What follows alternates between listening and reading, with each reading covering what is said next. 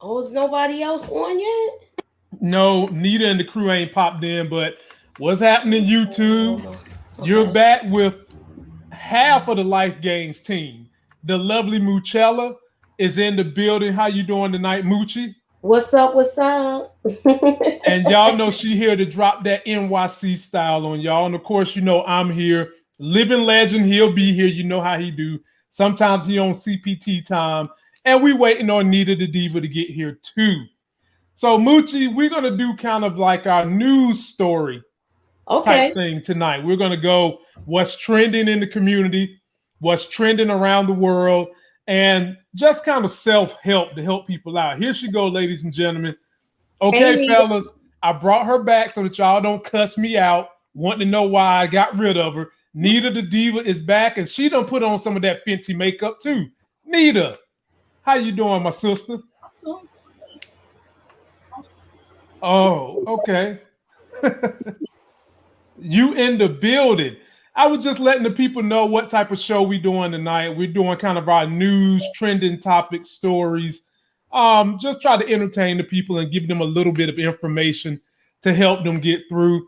I want to shout out my boy Alex, who just graduated high school. Yeah. And is get, Congratulations. yeah, man. Getting ready to do big things going to college. And the brother is ready to make some moves happen.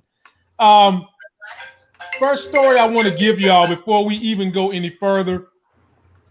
Today is the 1 year anniversary of George Floyd's passing. And I just kind of want us to just kind of cover that story and discuss if we think anything has happened. We'll take a look at the news coverage of what's been going on. And I'm going to tell y'all why I don't feel like much has changed. And I'll give you examples of why I feel that way. So take a look at this and then we'll jump right on back into the thick. Ain't no justice in this town.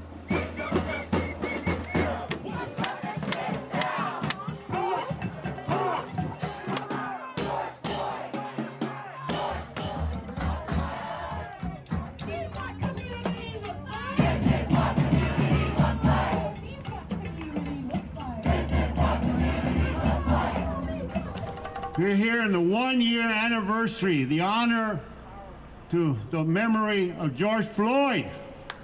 Right, let's hear it up, yeah. Say his name. Say his name. Wasn't the resolution with George Floyd enough? It wasn't enough. It's never enough. The fact that we have to stand up right here shows you it's never enough. And give it up.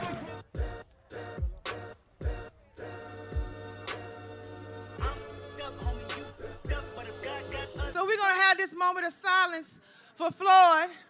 I feel him in the building already.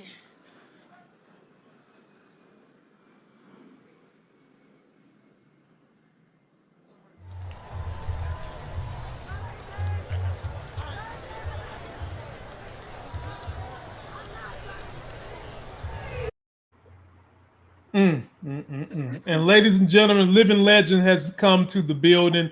Let me catch you up to speed, Living Legend. All right. Today was the anniversary of George Floyd. We were just trying to go through the news coverage, and the big question is, do we feel like anything has changed? And this is going to be my story I present to the people. And I want y'all to tell me where I'm wrong. So, like I said, they're asking, has anything changed?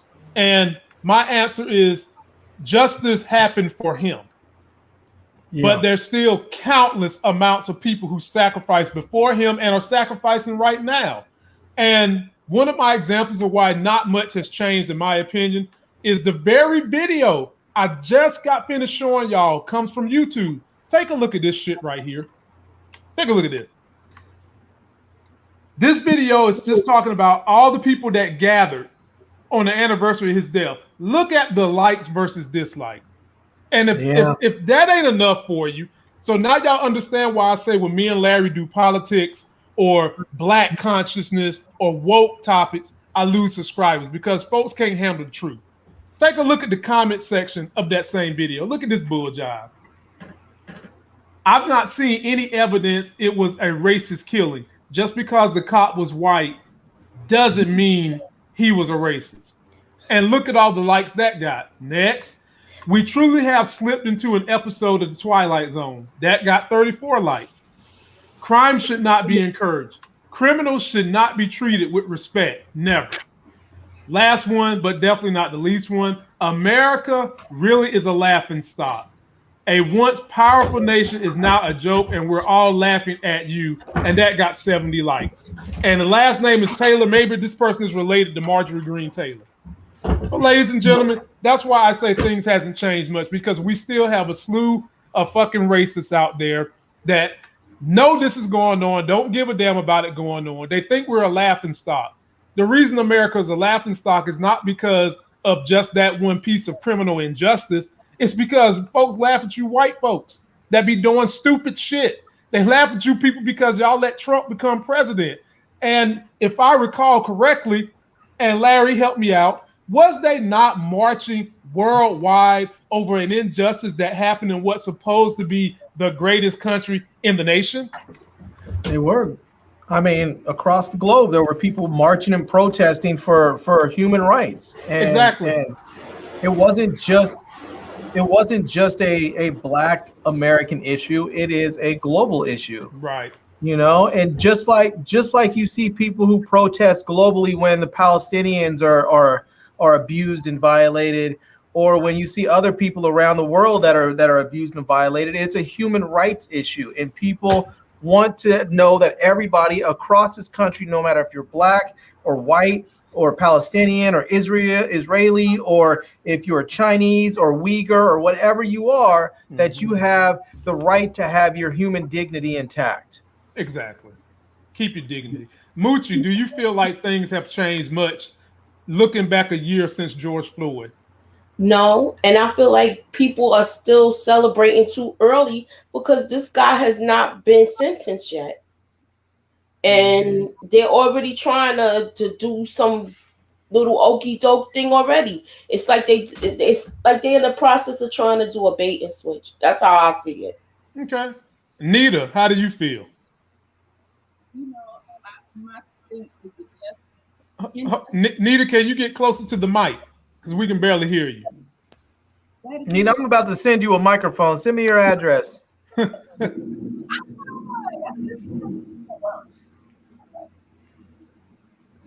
don't do any good down there. You gotta pick it up. You gotta put it up. You gotta put it up next to your mouth. Yeah. Great.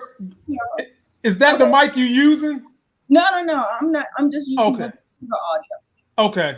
Is it better now? Okay. A little bit. But no, it's not. It's not a change at all. And actually, I think they have actually doubled down. Like in the moment, it might have been this thing, but you remember that they actually enacted a law where protesters are out there, and you can actually mow them down in your car if you think it's a threat. That was Florida, wasn't it? Or Georgia? Florida. Okay. Florida. And I'm just like, this is crazy. Same thing with the insurrection. No, Trump has actually let the crazies out the park. Mm-hmm. I would agree with that. And one of the stories Moochie is going to lead us on, I'm going to draw y'all might say I'm stretching, but I'm going to draw y'all a parallel to how, since we done ripped that scab off of undercover racists, we've also ripped the scab off human decency and politeness. And that people are so enraged nowadays that road rage has gone up. That's going to be one of Moochie's stories. And we're going to cover that in a minute. Let's see here. I'm going to start with Larry and come around in the story coverage. So, Larry, since we kind of talking politics, I'm going to go ahead and give you this broad right here. I'm going to just go ahead and say it. I'm not scared to say it. Her ass is a racist. Point blank, period. And so, Larry, I'm going to give you the news story. I know you've seen it, but I want the people to see it so we can break it down for them. This is what Marjorie Taylor Greene has been up to just this week. The Republican leaders are finally breaking their silence about one of their own, Republican Congresswoman Marjorie Taylor Greene's comments like these about COVID regulations and the Holocaust. You know, we can look back in a time in history where people were told to wear a gold star, and they were definitely treated like second-class citizens, so much so that they were put in trains and taken to gas chambers in Nazi Germany. And this is exactly the type of abuse that Nancy Pelosi is talking about. Okay, so that was last week. And Republican leaders remain silent about those comments, which Greene has repeated numerous times until she did it again today in a series of tweets, this time saying employers and schools requiring proof of vaccination to relax COVID regulations is, quote, just like the Nazis forced Jewish people to wear a gold star. And now Republican Minority Leader Kevin McCarthy and Whip Steve Scalise are speaking out, renouncing Greene, who was stripped of her committee assignments back in February. But Greene does have a powerful supporter in former President Donald Trump, who welcomed her to Mar-a-Lago just weeks ago, endorsing her role in the Republican Party. Joining me now, NBC News Capitol Hill correspondent Leanne Caldwell. Leanne, good to have you with us. So McCarthy says that the House Republican Conference condemns her words, but this is the same conference that overwhelmingly voted to oust Liz Cheney 2 weeks ago, and yet only 11 of their members voted to remove Greene from her committee assignments. Where's the line here, and why is there one? Larry, this is your story. You get the lead. I'm going to fall back behind whatever you want to lead in with. Drop your piece on this chick right here. Yeah, I mean, she's a racist, and we know it. And I mean, the reality of it is the Republican Party's not going to do it. But if they had any ounce of courage in them, they would expel her. Not just from her committees. They would expel her from Congress. You know, I mean, she's in Florida. She's in a very safe district. These districts nowadays. She's in Atlanta. I'm sorry, Atlanta. Georgia. I'm sorry, Georgia. These districts, wherever she's from, are so gerrymandered. It doesn't matter where she's from, to be honest with you. These districts are so gerrymandered that you're not going to have a district that's flipped. Any district where someone like her was able to win, that district is safe. You don't need to worry about a Republican losing their seat, and they should expel her and then have another congressperson come in to take her place. It's shameful. And the stuff that she's doing, she's up there, she's making all these really racist comments, and she's making all these anti-Semitic comments. She's up there literally physically stalking, AOC. I mean, it's at the point where AOC is about as practically having to get a restraining order against this person. I mean, the fact that the Republicans are not speaking out against her says everything that we need to know about this party. And the reality of it is that anytime someone speaks out against this type of just vitriolic racism and bigotry and just straight hatefulness, they end up getting sidelined. The party pushes them to the side. They talk about primarying them. They start talking about they're going to cut them off, and they rally the base against them. And so you have a bunch of people in the Republican Party that are so afraid that they're going to lose power that they won't do what is right. They have lost all sense of personal conviction because all they are worried about is maintaining their power.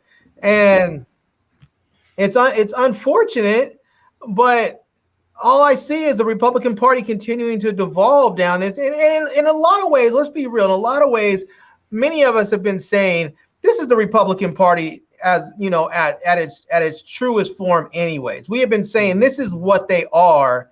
And now the only real difference is they are unabashed in their racism. They are simply coming out with it and saying, yep, this is us. This is who we are. We don't care if you don't like it. This is us. And that's what they're doing. And there are some Republicans out there that may not be racist. There may be a few that are just actual conservatives and they don't believe that they're not racist. But I think all those people have pretty much gone by the wayside when Donald Trump got into office. A lot of those people just left and they say, I'm not a part of the Republican Party anymore, or I'm a Republican in name only. And but now you have all these people that are legitimately racist and proud and out with it. And I hate to say it, but at some point it's going to come to a reckoning. These people seem to want to force, they keep talking about a second civil war, and they seem like they really want to force that to happen. And I don't know if it's going to be a second civil war, but there's definitely going to be some sort of major reckoning in this country, because you cannot continue to have this type of divisiveness and division amongst the citizenry and survive as a country. You just can't do it. I mean, to be perfectly honest with you, if I was a foreign power, I don't know what Russia's doing or anybody else doing, but if I was a foreign power, I would be planning how to completely take over the America right now. I'd be planning a potential attack, because what are you going to do when you have some country, when you have some sort of white, so you have some sort of white homophobic, ethno state like Russia, and if they decide they're going to come and attack, you're going to have half the country. You're going to have half the country saying, "I'm with them." You're going to have all these Republicans, these people out there that are wearing T-shirts talking about rather be Russian than a Democrat. Those people are going to be on their side. Well, we've already seen that, Larry, with Trump being in office, and I'm coming to you next, Nita, for whatever you want to say about it. We saw that when Trump was in office, people that normally would be screaming how bad they hate Russia, all of a sudden they like Russia. All of a sudden you like Trump saying he's a strong leader, when it's not a secret. He's a dictator. He's malicious. He's killed his own citizens just for his personal gain. We all know that. But all of a sudden, those same great racists was all up his asshole, tickling his throat. And it makes no sense. That's the real reason, Larry, why Marjorie Greene and other extremists such as her have the Republican Party by the balls, because of this sycophantic love of Trump. Nita, it's your turn. That's exactly what I was about to say. I think the majority of the Republicans, they feel conflicted.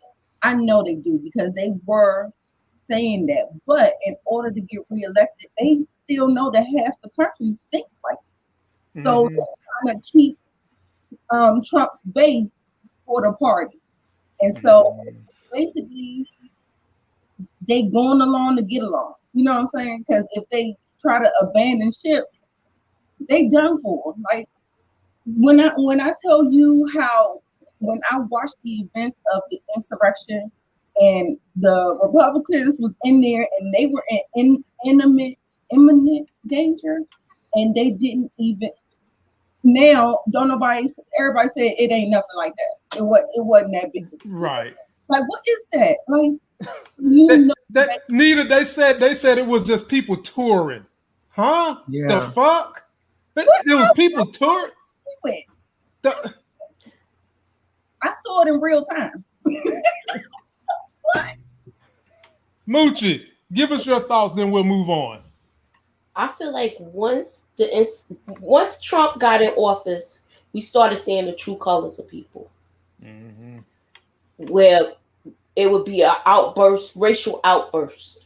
That's what I'll call it. Where people who normally wouldn't say anything was really bold with it.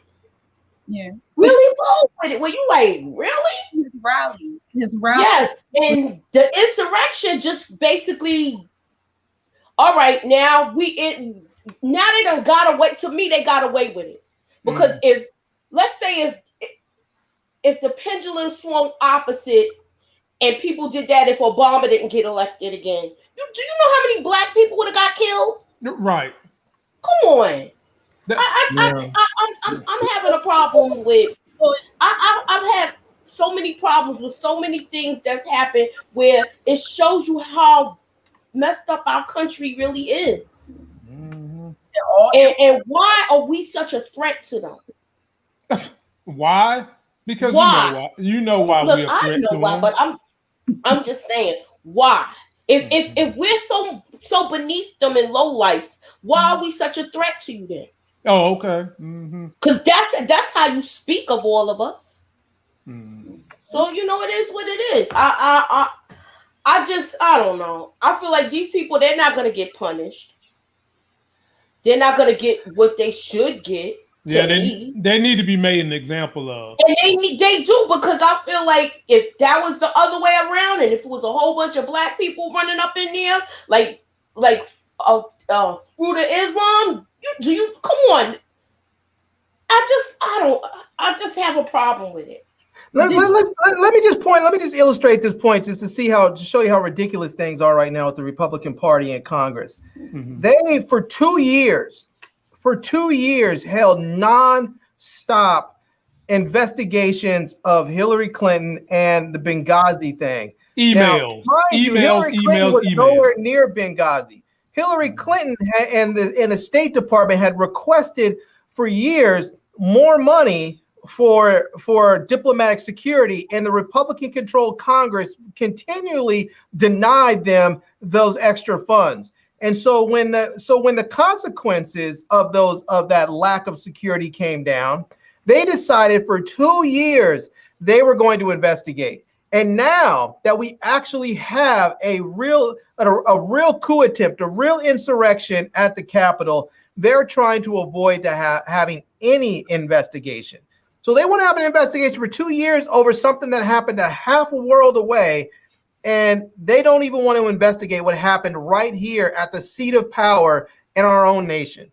Well, Larry, I can easily tell you why, because some of them idiots that are politicians was in cahoots with them MFers. Some of them was on tape touring some of the same people that got arrested on the insurrection.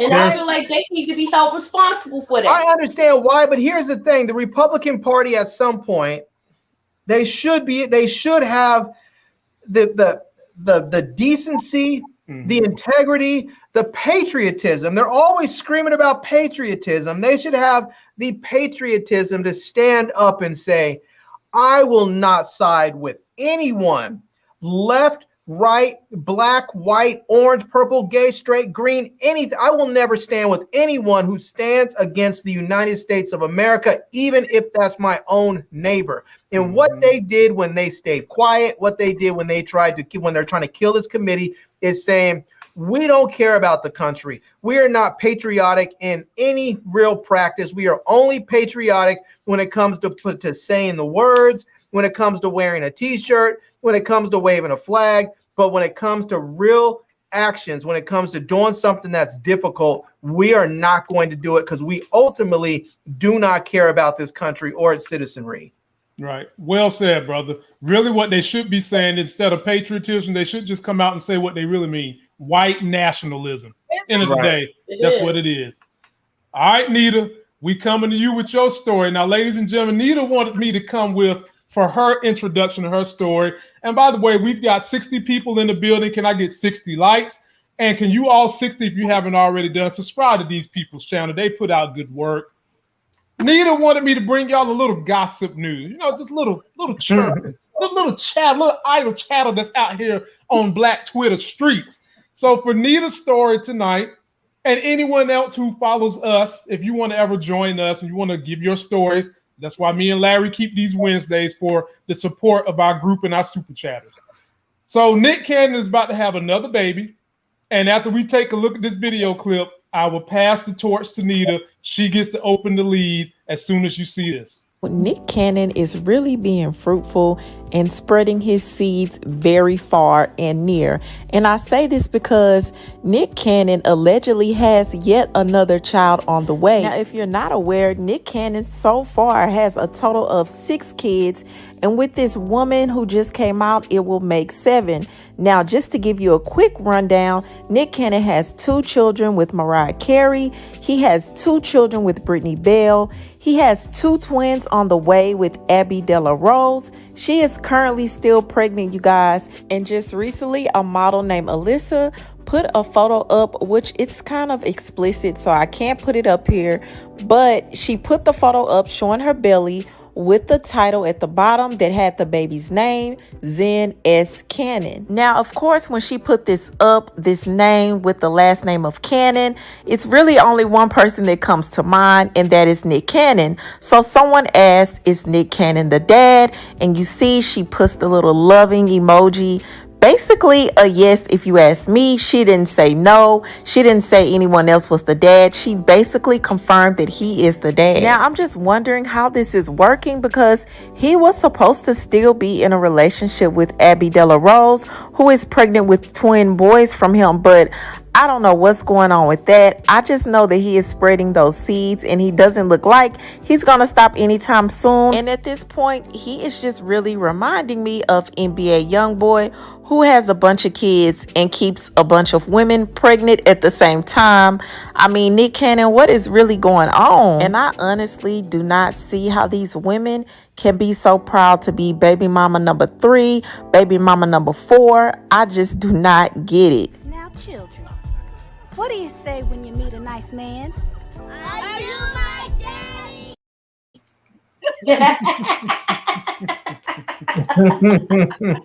All right, Nita, you get the lead before me and Larry go in on this because I can answer these questions for you. Have at it, my sister. Okay, so first and foremost, let's agree to say Nick Cannon is not spreading his seed. Women, we have the seed. All he did was fertilize. And first of all, I'm going to get on you. You women are trash. Thank you. Thank you. I cannot. Thank you. Look, except for Mariah Carey. maybe Because she was number 1. first, baby. I mean, they was married, right? Yeah. Yeah. She don't count in that equation to me. What it symbolizes to me is that Nick Cannon doesn't want to wear condoms. And it's not by happenstance these women are getting pregnant, but if you're not using any kind of form of birth control, then this is a possibility. And they both know that. And the women think they get in the bag, which they may be.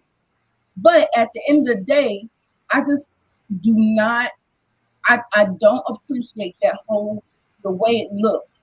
And I remember I had put a Facebook post up and I had this man, he was going to town. So all I know is that he still did it. He did it. So, and then he was like, oh, but what about the women? I'm like, but the women, they only got the one baby. And my whole thing is that Nick Cannon cannot be an emotional dad. He cannot be a physical dad. He cannot be, he might be financial, but he's not going to be present in their lives. And that by itself is trash to me. And I don't. Okay. Well said. Moochie, it's your turn. Okay, I feel like this all stemmed off of when he did the whole thing with the Professor Griff situation and got fired, and people was trying to comfort him, and it went left. So, because remember, this all, look at the timing. Yeah. He was going from girl to girl getting comforted. Now you do know Nick is on record saying that he wants to have as many kids as he can afford because he wants like an African village. He's on record saying that. I still got a problem with it though. I'm just saying somebody's gonna be neglected in this situation by their dad. I would agree with that. Watch, we're gonna see one of these kids is gonna be like, my father didn't pay attention to me. I would agree. Or my father treated this person better than me. I do agree with that, but I would also say that there's a dual competing situation going on here. And so, Larry, before I give my rebuttal, I pass the torch to you. Yeah, it seems to me that what we are witnessing is somebody who has the financial ability to live in a way that human beings and most other mammals are designed to do, which is to go out and to procreate as much as you possibly can and migrate. Migrate. That's what mammals do. But for most of us, for a matter because of resources, whether mostly because of a lack of resources or the preservation of resources, we limit what we do. The whole idea of marriage itself was designed as a matter of designating property rights. And so when you have enough resources that stuff doesn't really matter, that you can afford to take care of every seed that you plant. I mean, it may sound cruel, but really it sounds to me like he is just going and living his life the way nature has intended for people to live. He's he's found himself to be a desirable mate, and he is going out there and finding other women that he finds as desirable mates, and he's having kids with them. And if they want to do it, that's on them. If they think they're going to get paid and get a bunch of money, okay. I mean, maybe he is. Maybe that's why, he has. That's why he got like 6 different jobs. Maybe it's a good it's a good motivator for him, But I mean, to me, the only problem that I have with it is if people are up there, if you're married and then you're having kids outside of marriage, that's an issue. If you're with someone and they believe that they're the only one because you told them that, now it's key because you told them that. Now, if you're with them and they believe they're the only one because that's just what they just, some women are just arrogant and think, oh, I got the best pee on the planet. There's no way this dude's stepping out on me. And then they find out he's got 3 other girls and their whole ego's blown up. Now, if it's that case, that's just on you. But if he tells you, oh, you're my one and only and blah, blah, blah, and now he's stepping out, that's wrong too. But if he's not, if he's basically telling these women, yeah, we could be together, but that doesn't mean that you're the only one I'm going to be with, and he goes and he's with somebody else and gets somebody else pregnant too. I mean, that's the type of society we live in right now. We don't live in a society where people are running around with, in these long-term monogamous relationships. We live in a single majority country where people go out there with multiple sex partners. People spend more time swiping right than being in a relationship. And so, I have nothing to say about it. Honestly, as long as everybody's consenting, do what you do. That was the. Oh, go ahead, Nita. I'm sorry. It's just wrong because we know the product of the absent father, what the child turns out to be, right? Mm-hmm. There are psychological and there's damage to children who aren't cared for in a manner when he don't have the capabilities. What he gonna be doing? He always gonna be working, so he not gonna be invested in them kids' life. He may live in the phone. All you gonna get is FaceTimes. Like, I don't know if all them girls in LA or Atlanta, wherever he live at, I hope they all live in the same state. That might make it easier. But at the end of the day, I don't think, like, it's not always just the mother that can. And then people want to get mad when mothers say they need Father's Day cards too, because y'all out there, doing your thing, and then we sitting up there looking stupid. Well, as much culpability as you put on Nick, culpability got to be had on those women too. That everything you just said, they know that this is going to be a problem too. Exactly. Somebody has to be responsible for saying, Nick, wrap it up, or I'm on birth control, especially post Mariah. Because if their concept is I'm going to have this kid to get the bag, everything you just said, Nita, they should be thinking about that too. Well, he's got all these other kids. He's not going to be able to give my kid time, blah, blah, blah. When it comes, what'd you say? I said, that's what I opened with. I said, right. Because these chicks are going from making like 40 grand a year, trying to figure out how they're going to get their hair and nails done so they can go get a dude like Nick, to all of a sudden being pregnant and having his baby to getting 40 grand a month, So for them, they're thinking of it, and it's unfortunate, but we know good and well there's a lot of women out there that look at these dudes, these actors, these singers, these ball players. They look at them as paychecks. YouTubers. And they look at their kids as paychecks. And so, I mean, YouTubers. If a dude is out there and he's like, look, I want to have a kid with the finest woman that I can because I want to have beautiful kids, okay. Oh, and all the women that he is laying down with are either mixed, white, or racially ambiguous. This is true. I didn't see one. Let me go back through my pictures real quick. Go back through your pictures. Go back through. They all. Okay. Well, I don't see the women in there. How about this one? She's clearly black. Yeah, she's black. What about this one? Clearly black. They all light skinned girls. You think this chick is light skinned? But I'm just saying. She's brown. I'm gonna call it like I see it. This is light skin right here.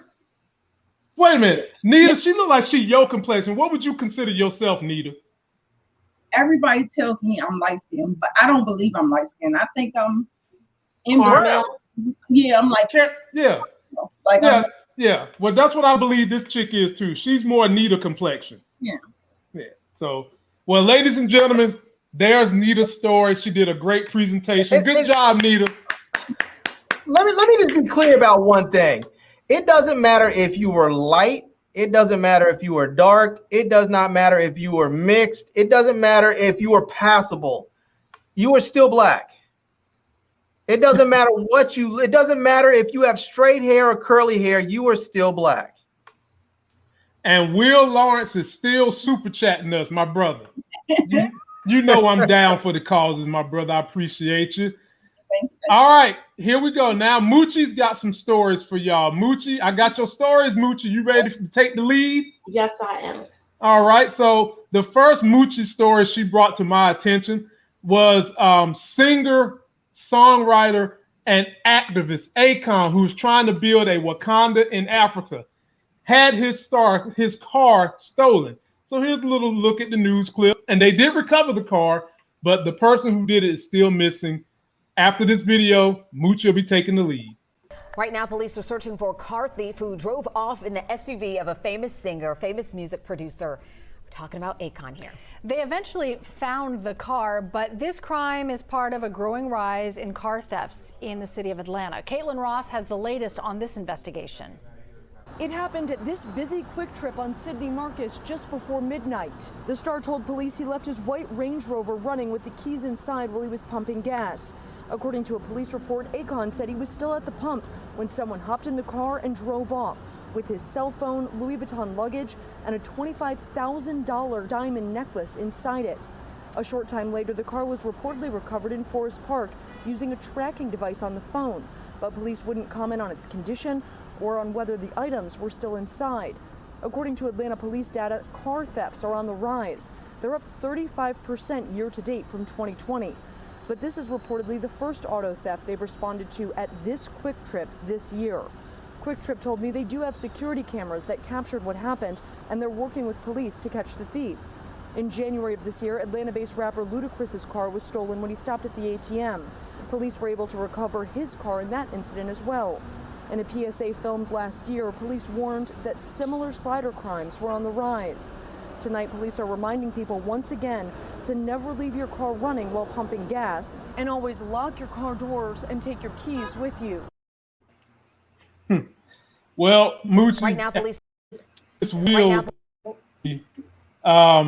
One of the reasons why we're seeing car theft rise is just simply because more people are out and about now compared to this same time last year. But tell us why you wanted to pick this story as one of the stories we cover tonight. I wanted to pick this story for the simple fact that since we've been coming out of quarantine or coming out of the lockdown, there's been a rise with car thefts as well as road rage. And just up the block from me, a guy stabbed someone over a parking spot. What? A parking spot in front of his house. The fuck? Yeah, I sent you the article. God. He listen, he had cones in front of his house. Guy comes out, parks, and better get up out my parking spot. I don't know if get out my parking spot. Like that.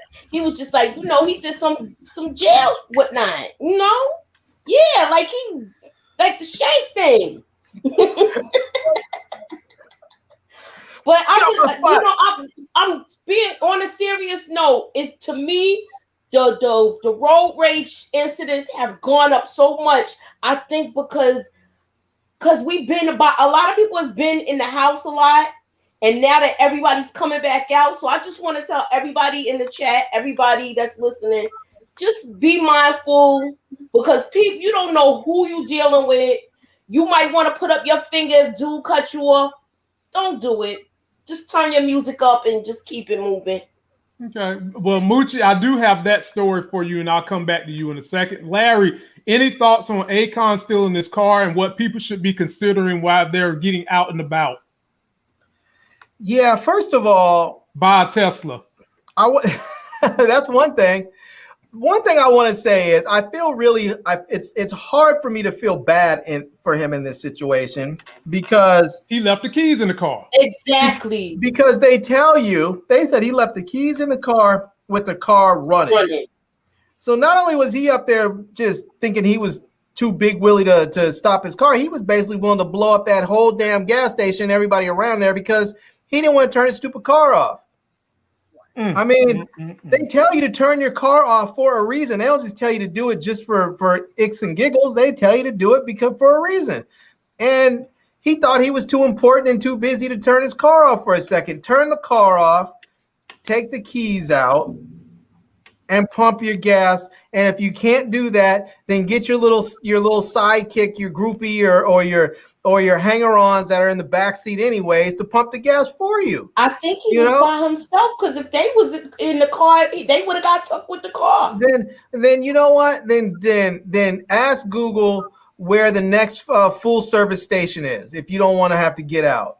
You know, I don't know. My street sense tells you never get gas at night. That's just me.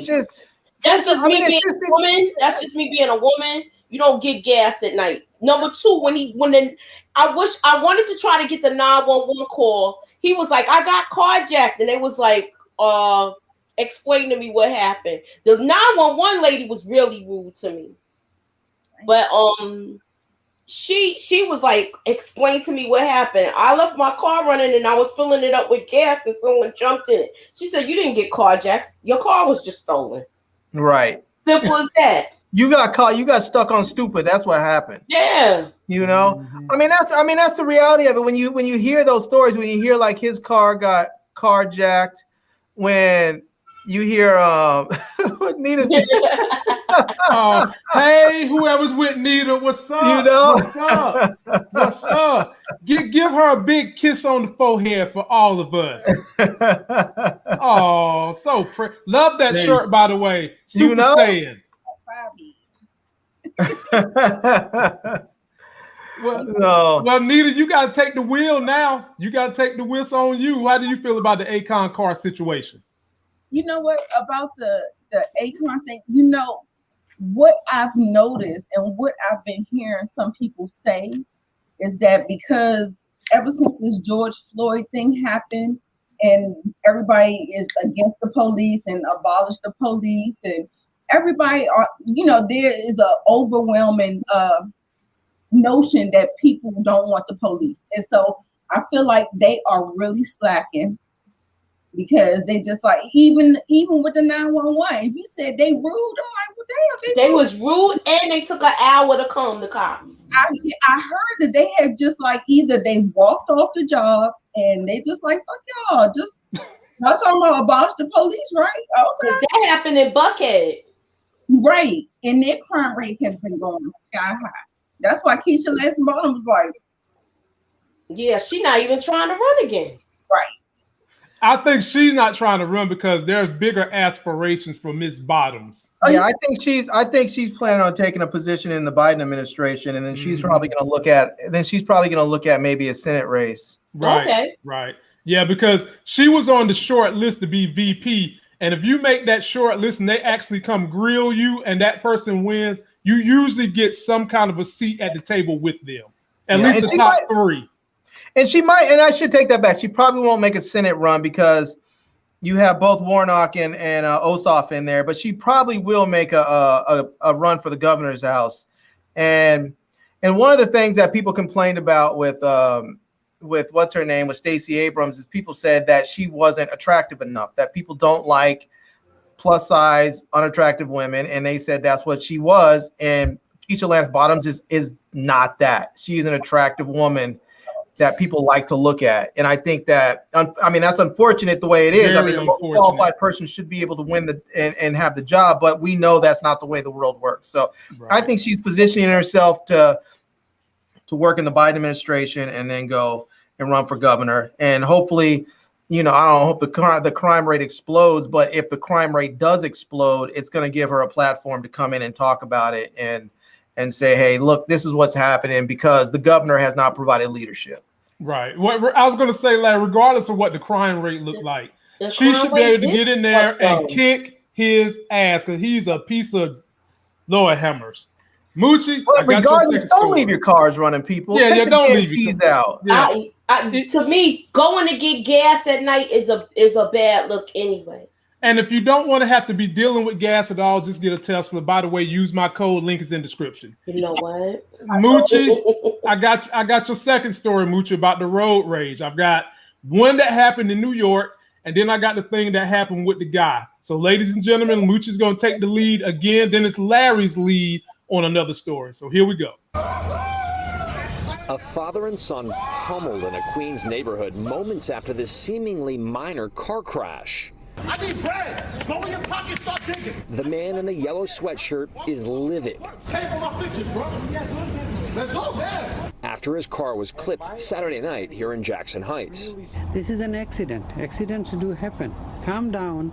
I'll give you whatever you need to get. He said, okay, pay me up now. I need money right now. But Mohi Ahmed did not have the $1,000 the man was demanding for repairs. And he said that I'm going to kill him now. Then I said, no, you are not touching my son. And then immediately he hit me. One right hook. Mohi's son, Adele, watched his father fall to the ground here on 70th Street. And I've never seen my dad knocked out and put in such a humiliating way like this. Never. You know, and I just did the loudest yell that I could possibly do. I just it was so loud, but I wanted to cry, I couldn't. A woman was with the guy in the sweatshirt. She tried to stop him, but then watch as he goes after Adele. At that point, you know, I think you saw I was kind of in a prone position, so I just kind of did this, and, you know, I could hear, you know, pound, pound, pound. Police say the attacker took their phones and wallet. But me, I was just shaking uncontrollable. I don't want anybody else to go through it, because Yes. the guy, he did it to me, he will do it to somebody else. Maybe next time it will be worse. And while the welts are starting to heal, the emotional wounds are raw. I was embarrassed that I couldn't do anything to protect my father, that this man just trampled, you know, on our dignity. That was the most humiliating part for me.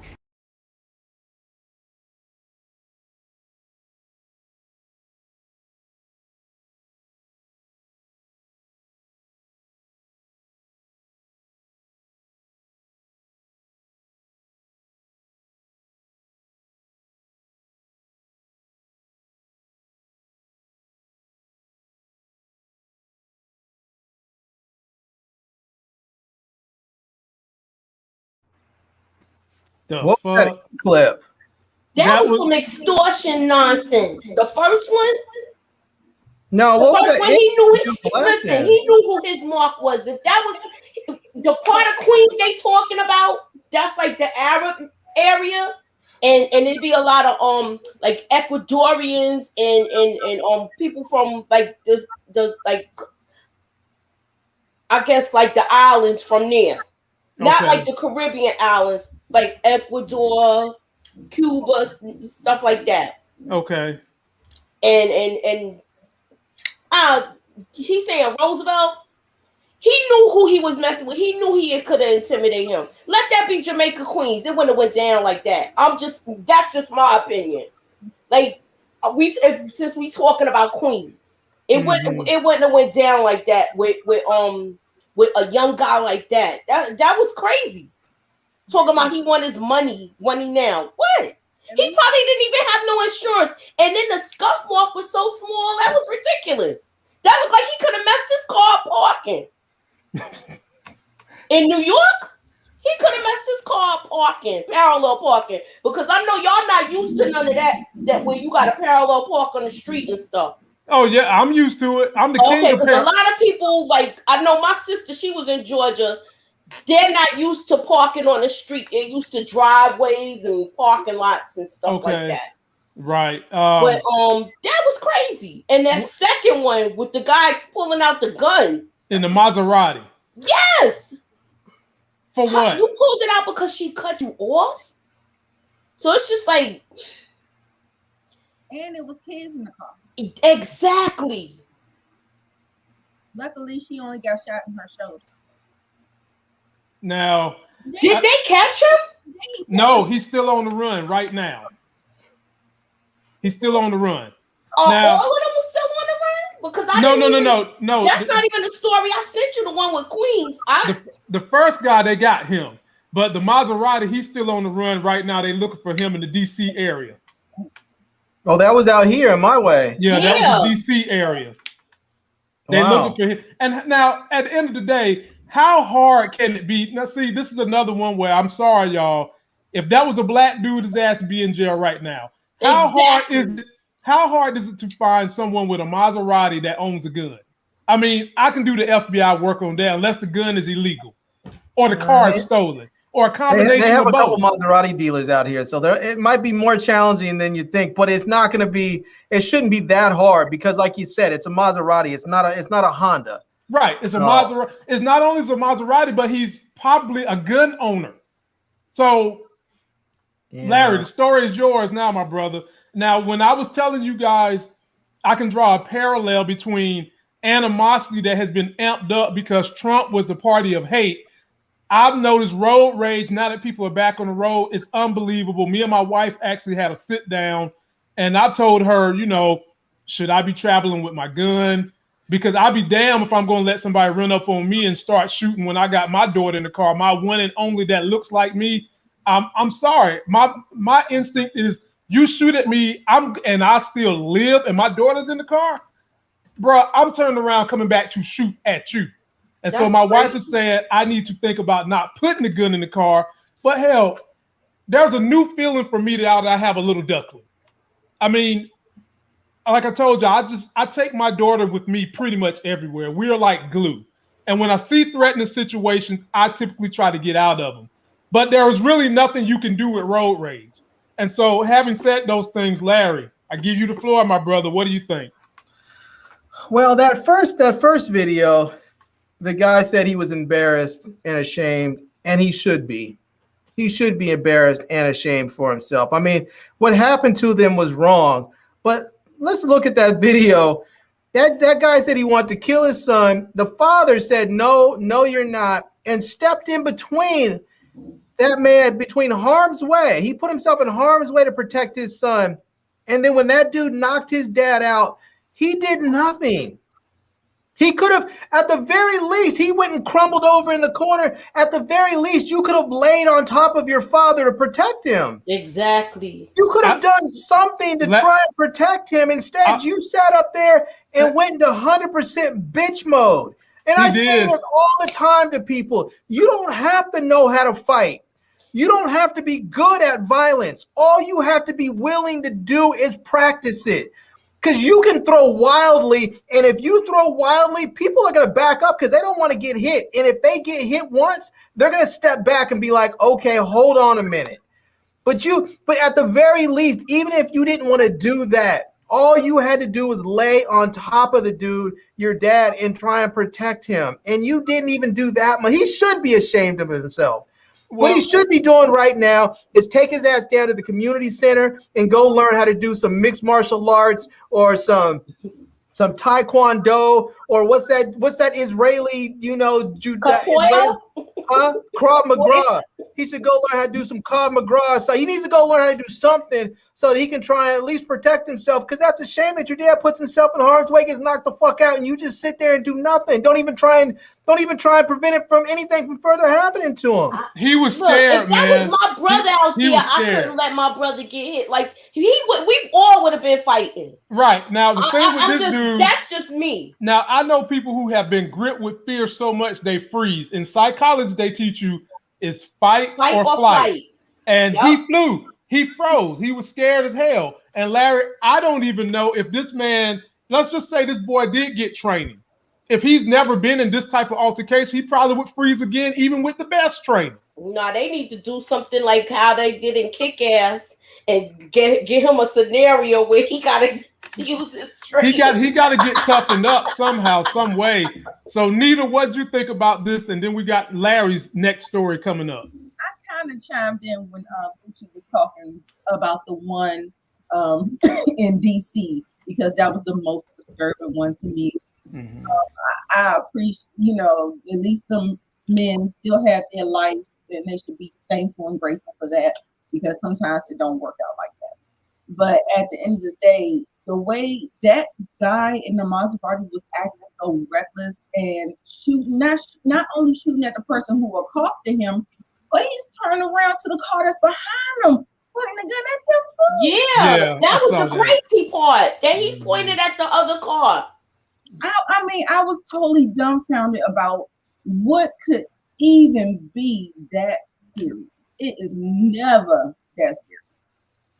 I mean, we dumbfounded about what the hell is so serious. You're going to try to do an insurrection on the White House, but yeah, here we go. All right, Larry, I'm coming to you, big dog. I can't wait to hear what you got to say about this. So, ladies and gentlemen, Amazon has bought MGM Studios to add to their list of entertainment properties. And here's the news story, and we'll let Larry get the lead, and then we'll drop our knowledge on it.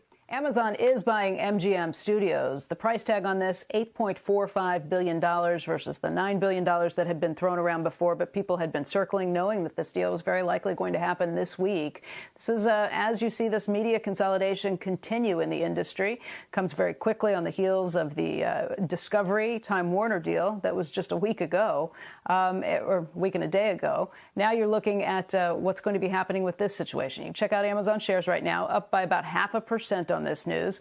But this is coming as Amazon continues its push to try and figure out Hollywood, try and figure out how to make this work with streaming. They've kind of been all over the map, doing things like paying $10 billion for the rights to NFL games, paying things like lots of money for Lord of the Rings, billions of dollars that they're dropping into that too.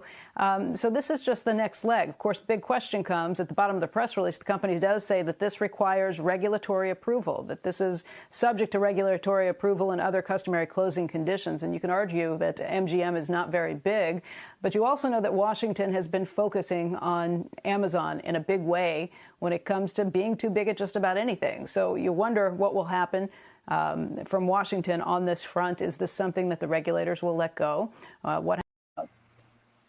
Big Larry, how you feeling about that purchase and the future of Amazon and the properties MGM holds? One is 007. Well, first of all, let me just say, hold on, Larry. I forgot to put this up here for Moochie. So one of my old subscribers sent me this, and they said when you are old lady and you're dealing with road rage, she said this is what you do.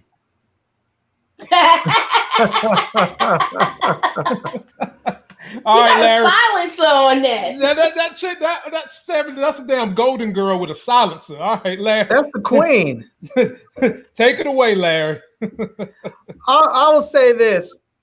I love Becky from CNBC, but why does she always look like she just woke up, like she has bedhead? I mean, someone needs to give her a brush. Yeah, but she's a little weird, Larry. She's a little weird. She talks as though she's not completely confident in herself. I don't know what's up with Becky. I mean, I like Becky though, and I'll give Becky this because she works with some straight up Neanderthals. Those two dudes she works with, they say some really off the cuff shit, and she checks them a lot. And I like Andrew, but that other one, the old dude, I'm gonna tell you what his problem is, Larry. His problem is he's gay and he's afraid to come out of the closet because he's too much of a right-wing fuckwad. That's what his problem is. That might be, but I'm just keeping it real with y'all. Really reckless stuff. Yeah, but he's stupid. He's stupid. But Becky gives it to him. She definitely gives it to him. I will say this about Amazon and MGM. I love this, and I have said this. We talked about this. We talked about this probably a couple of months ago, and I said back then, someone's gonna buy MGM. When MGM came out and said that they were trying to sell the next James Bond movie for $600 million, I said $600 million. Amazon should just buy them. Larry said it. And then here they come. They got bought. I was like, why would you buy if they're trying to sell you this for $600 million and you know that they're about to switch bonds, and so there's going to be at least another 4 in the franchise. You're halfway there. Because by the time you get down the road for another 4 movies, that $600 million is going to be close to $1 billion price tag. Why pay it? Just own it. Just buy the whole store. Just own it. You know? Own it, baby. And here's something else that they own, Larry. that I know Trump is probably shaking in his boots. They also own The Apprentice now, and Jeff Bezos hates Trump, and Trump I hates hope he him. don't come back. And the sad thing is, now that Jeff Bezos owns those properties, everybody who ever went on The Apprentice talks about how if they was to upload those outtakes, you would hear Trump saying more racist shit, more stuff degrading women, more than what you heard in that Hollywood Access tape. And Jeff Bezos, because he's stepping down in next month, he might be sinister enough to tie his hands up in there and be like, you know what? Release the outtakes of Trump. Fuck him. And the FYI, the outtake is the grab him by the you know what. I think it's that's going to the be one that you and a lot talking of about. But I think Jeff Bezos is planning his political career. I think that's why he's leaving. Really, you think he's trying to get political? Yeah, I think he's planning his political career. We'll see, man. I know he's trying to spend some time on working on all his space exploration stuff too with Blue Origin. So we'll see. I would not be at all surprised if Donald Trump decided to run again if we see Jeff Bezos running against him. So I don't know if he would. I'm assuming he's going to run as a Democrat. I can't imagine he'd run as a Republican, but he's going to run. I think he might be plotting a run. We'll see though. We'll see. Nita, what did you think about the merger with Amazon and MGM? Oh, I did want to say this one last thing. Now that they've got it, I don't know how soon this deal is going to go through, but it does make me wonder now if we're going to start getting James Bond on day and date. If we're going to start getting it streaming instead of rights to the theaters, or if we'll get them, day and date in the same, theaters and on streaming at the same time. Mm-hmm. All right, Nita. Variety it was either Variety or CNN just released an article about how I guess Jeff Bezos did an interview about how he was going to reimagine the studio and what it means for the future and stuff like that. But to Larry's point, I wanted to say, I don't think people who have that much money and power should be given any kind of political. I just don't. It just seems contradictory. We already seen what the asshole in chief did. And Bloomberg. He may be the sweetest person, and he may be all of that. But it's something about that. It's like almost like what they call it, a monopoly or something. Like I don't think so. Well, I mean, here's the thing. I think that it when you start to mix that much power and influence with politics, it becomes a dangerous game. I mean, it's not that there's not a lot of power and influence in politics already, but for me, the biggest issue for me is that I think that we have professional politicians for a reason. There are people that have dedicated their life to public service, and they know how systems work. They know how to deal with people throughout the various systems. They know how to communicate with people in other countries and that are their counterparts. And I think that when you don't have that, when you have people like Trump that come in and they don't have that, they think they know better than everybody else. They put people in place that are not equipped to do the jobs. You end up with a country that is struggling. And I say this, and people get up. I have heard pissed off more than a few white people saying this, but the reality of it is that Barack Obama left this country in such good shape that it was able to withstand 4 years of Donald Trump. Mm-hmm. That he was able to leave this country in such good shape on such a straight and narrow path that you were able to leave this country on autopilot. And as much as Donald Trump tried to steer it and run it into the ditch, that he couldn't because Barack Obama put bumpers on every pitfall, every place he could. He put it in there, even with the pandemic playbook. Donald Trump threw that out, and it was so they had done such a the Obama and Biden administration did such a good job that once Biden was back in office, it was just a matter of saying, okay, the playbook already exists. Let's just pull it out and enact it. And they did, and got those vaccines rolled out, and in a matter of 2 months had people getting vaccinated. 100 million plus people, and not even two. What did he say? It was like 100 days. They had 200 million. He wanted 100 million. The butthead was saying the warp speed comment. And he know damn well he ain't had nothing to do with it. So, I mean, the reality of it is that the technology that was behind this vaccine, when they talk about Operation Warp Speed, The technology that was underlying that was already in existence because a black woman at NIH created it, developed it. They were already working on a vaccine for Ebola, which was using the mRNA technology. And so all they had to do was shift their focus, moving over from Ebola and dengue fever and those hemorrhagic type of viruses over to, to COVID. So it was, I mean, don't get me wrong. I'm not knocking Trump and his people for putting in an effort to get the vaccine going. But they didn't do anything on the political side to help it along. They may have pumped some money into it. It wasn't like Trump has any expertise to do it. The people that were there doing it are either non-political or probably likely Democrats. So, Moochie, you get last say. How are you feeling about Amazon buying MGM? I like the idea. Okay. Why do you like the idea? I feel like I don't know how can I say it? I don't know if they're going to phase out movie theaters, but to me, it seems like it's going that way, but people still want to go out though. And as far as him getting all of the rights to The Apprentice, I hope he does expose the outtakes so everybody can see that. Yeah, he also owns the Washington Post, and that was always a thorn in Trump's side, exposing stuff that the average person wouldn't see. So I'm excited for this, and I would tell you guys, if you haven't done it yet, you might want to buy some of that Amazon stock and just put it away in a safe place and sit on it. All right, last story goes to me, and it's a trailer review before I get on up out of here. So Marvel released the trailer for the Eternals, and if you don't know who they are, I will break down who they are, how they came to be, as soon as we watch the trailer, and I want you guys to be able to tell me what you think.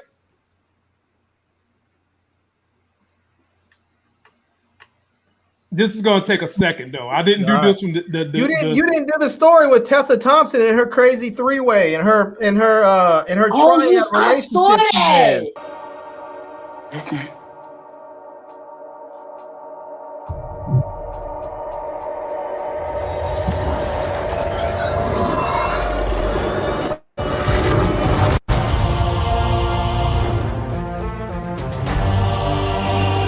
We have watched.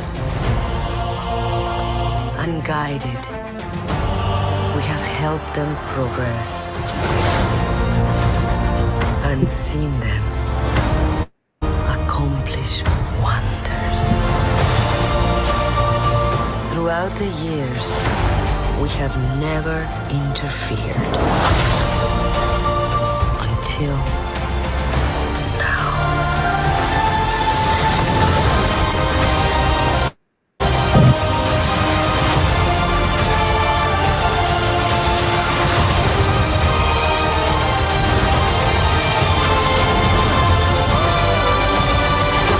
Oh, you're welcome. So now that Captain Rogers and Iron Man are both gone, who do you think's gonna lead the Avengers? I could lead them. Hell. Can't even lead your own damn house. Talking about leading the event. Hell no. Okay, ladies and gentlemen. First of all, the Eternals, how did they get started? So they was created by these beings in outer space called the Celestials. Way back when humans was just starting to transform from Homo sapiens and take the spread up. So they put genetic material in those early humans. Some of them turned out to be good, which is the Eternals, and some of them turned out to be evil, and they called them the Deviants. And what happened was the Eternals tried to blend in with regular society, not get involved with their special powers. I said all that to say, all I think that this is Marvel interweaving how they're going to get mutants into the story. You can get mutants in here by the offspring of the Eternals, and you can because the Celestials didn't just do genetic testing and experiments on Earth. They did it with the Kree. They did it with the other parties that are in Marvel. So you've got a whole thing. The Celestials are like godlike beings in space that did all this testing around the world. And so I just think this is the beginning of them being able to introduce mutants into the Marvel universe. And they've already done a little bit with Inhumans. So it could either go Inhumans or it could go introduction of mutants. Having said that, I wasn't moved by the trailer. It was the definition of a teaser. But then again, I know some of y'all like teasers. I don't like to be teased. I mean, I hardly eat appetizers. I want my whole damn meal. I mean, and I want that shit with dessert too, if you hear what I'm saying. So Larry, I'm gonna come to you first. Did that trailer do anything for you? No, not really. I mean, yeah, it didn't really do much. It was good to see what's his name in there. Jon Snow. Nah, the other dude. Come on, how do you pronounce his name? Kamal Nanjiani. Yeah, Kamal Nanjiani. Him, I absolutely love Gemma Chan. That woman, for something about her face is just so daggone beautiful to me. I can look at her all day. But the trailer didn't do much for me. I'm glad to see that. You know, that Selma Hayek is in it. You know, she's dope. So it's a great cat. Now, hey, it's an all-star cast. I mean, it's a lot of stars in that movie. You got black dude from what's that black show that y'all watch that I haven't? That's old school as hell. The Baltimore show, Larry. Oh, The Wire. The Wire. Yeah, you got him in there. You got it's the one that was the boxer that was training the people. Yeah. He won an Oscar. He won an Oscar. And then you got Angelina Jolie. You got Larry's chick and the dude Larry's talking about. Then you got Jon Snow from Game of Thrones. It's a great cast. But I'm a little worried. And Nita, I'll come to you next. How did you feel about the trailer? All I know is Angelina. That's like my girl crush. Like, I mean, other than Rihanna. So you cool with Angelina and all her STDs? What? Oh, you ain't never hear that story? I don't like her. No. How she went from how Brad Pitt cheated on Jennifer Aniston with Angelina Jolie, and there was an STD that Angelina specifically had that Brad Pitt brought back and gave to Jennifer Aniston. That's how the breakup happened. That's how the breakup happened. Yikes. Right. But her dirty coochie. Yeah, don't nobody want me putting no tongue down there. Talk about KFC. Remember, she was messing with Billy Bob Thornton before that. Ew. That's probably where she got it from. How about that? God almighty.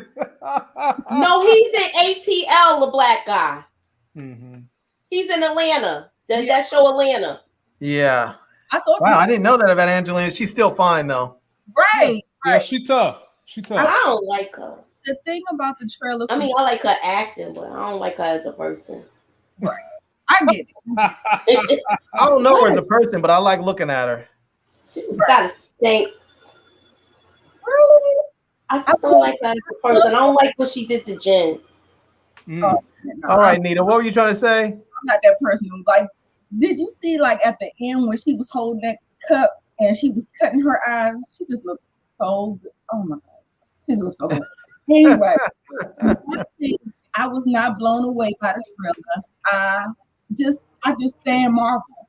And by me not being a comic book reader, I was totally lost. The only thing that I know is that I feel like I've heard in Galaxy, Guardians of the Galaxy, we saw some Celestials, the big thing.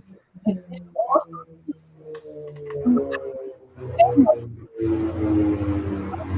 uh-oh. Sorry. Is he one of the deviants? Thanos? No, Thanos wasn't the deviant. He wasn't the deviant? Okay. I must have got that confused. I thought he came from that lineage.